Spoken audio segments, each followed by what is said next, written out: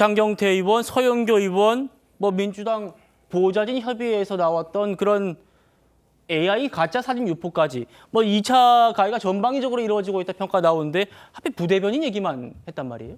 이 김민주 부대변인 같은 경우에는 차기 오산시장 후보로 거론되는 인사입니다. 그렇군요. 네, 그렇기 때문에 서둘러서 내년 지방선거에 좀 문제가 될 만한 소지를 빨리 차단을 해야 되는 그런 성격의 발언으로도 보여지고요.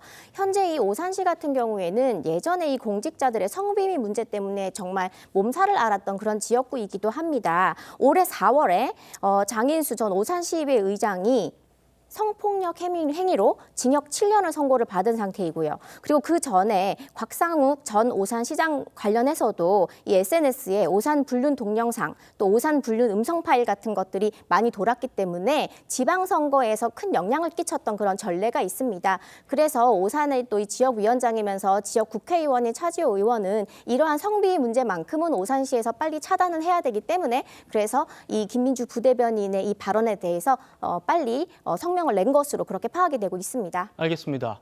국민의힘은 이런 2차 가해 관련자들에 대해서 형사 고발도 예고했습니다. 들어보시죠.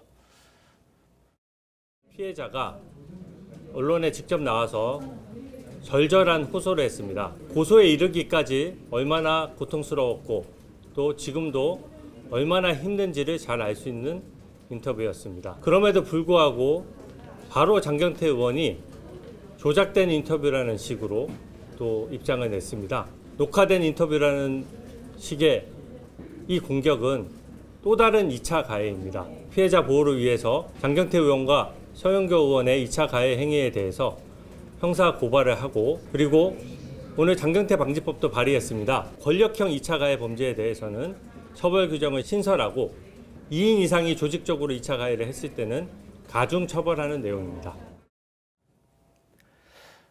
김영훈 대변인, 장경태 방지법 이런 얘기를 하고 있네요. 장경태 방지법이 정확히 뭡니까? 네, 지금 현재 장경태 의원의 이 후속 조치들에 대해서 2차 가해에 해당되는 부분들이 있기 때문에 앞으로 이것을 법제화해서 국민들에게 이 성폭력 피해자가 되었는데 2차 가해가 행해지지 않도록 그것을 원천 차단하는 그런 법안을 준비 중인 것으로 알고 있고요.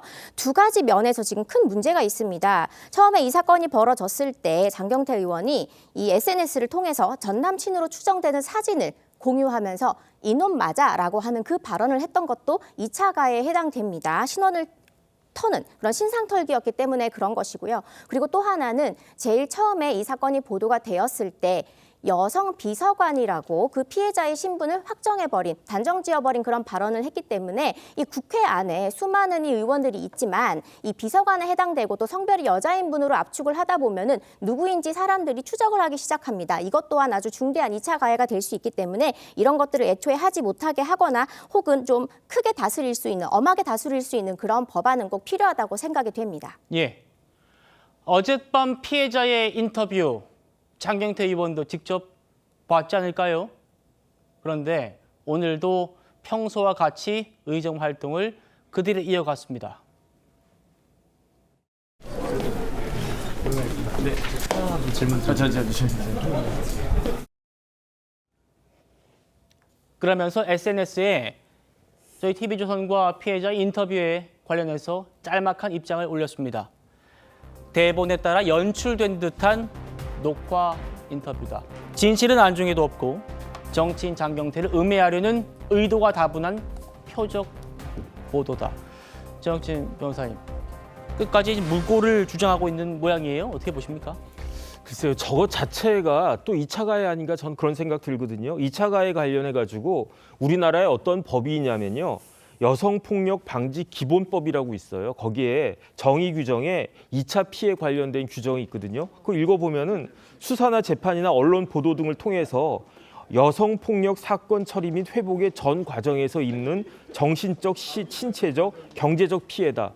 그러면 한번 입장 바꿔서 생각해 보면 성범죄의 피해자가 방송에 나온다라고 하는 게 얼마나 큰 용기가 필요합니까? 그런데 그 지금 돌아가는 사태가 지금 저 여성 피해자의 그 상대방은 누구냐면요. 우리나라 최고 권력자 중에 한 명이잖아요. 재선 의원이고 더군다나 막강한 정부 여당의 뭡니까? 지금 서울시당 위원장이잖아요. 그런 사람을 상대로 해가지고 일을 하려다 보니까 너무 큰 압박 압박이 오고 그러다 보니까 어쩔 수 없이 불가피하게 방송에까지 나오게 됐는데 그것조차도 각본에 의한 거짓말이다 이런 식으로 이야기하면 그 피해자가 입을 정신적 피해는 얼마나 큰 것인가, 이것보다 더 큰 2차 가해가 있을 수 있는 것인가, 저는 어쨌든 그런 생각 들고요. 네. 왜 이렇게 장경태 의원이 그냥 사과하고 넘어가고 반성하고 자숙하고 그러면 될 거를 이렇게까지 일을 키우나, 저는 도대체 납득이 되지가 않습니다. 논란은 이렇게 점점 더 커지는데 민주당은 당 윤리감찰단의 진상조사를 지시한 이후에 별다른 움직임을 보이지 않고 있습니다. 벌써 8일째인가요? 9일째인가요? 박수현 수석 대변인도 같은 말만 반복하고 있습니다. 진실이 밝혀질 때까지 신중한 입장을 가지고 있습니다만 이 사안 자체를 가볍게 보고 있지 않습니다. 윤리감찰단의 진상조사를 이미 지시한 것으로 신중하게 지켜보고 있습니다. 당은 여전히 이 문제를 가볍게 보고 있지 않다라는 입장을 여전히 말씀을 드리고, 당의 윤리감찰 지시를 신속하게 정청래 대표는 했고 이 결과를 지금 기다리고 있습니다. 오늘로 9일째네요. 네. 9일째 지금 진상조사 지시만 하고 결과가 안 나오고 있습니다.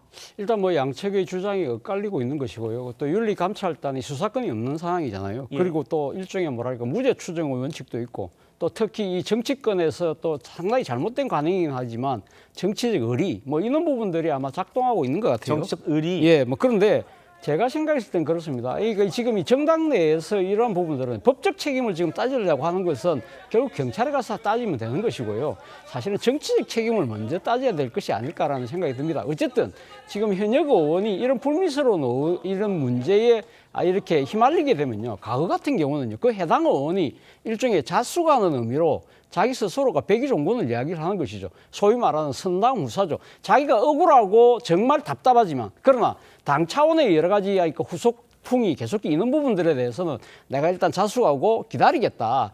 그리고 또 하나는 자신이 지금 여당 의원이잖아요. 그런데 여당 의원으로서 이제 자신의 당직을 그대로 유지하면서 계속적으로 자기의 목소리를 높이는 행위 자체가 사실은 본인이 지금 억울하고 당당한다고 한다면 빨리 경찰이 신속하게 수사를 해야 되는데, 그렇죠. 오히려 수사를 방해하는 측면도 있거든요. 검찰의 입장에서 상당히 정치적 부담이 될 수밖에 없잖아요. 예. 그렇다고 한다면 장경태 의원 스스로가 당직을 내려놓고 일종의 뭐랄까요, 본인이 자수하는 의미로 이 공개 회의석상에도 조금 안 놓는 그런 식으로의 자숙을 통해서 경찰에게 빨리 수사하라는 메시지를 예. 우회적으로 던지는 것이 저는 바람직한 정치적 해법이라는 생각이 들고, 그리고 동료 의원들 입장에서도 선배 의원들은 진솔한 충고를 해야 되는 것이고요. 예. 그것이 정치적 의리가 아니라 정치적으로 상당히 어떻게 보면 앞으로 닥칠 수 있는 민주당에 대한 정치적 족쇄를 미리 막을 수 있는 하나의 방어 수단일 수도 있습니다. 예.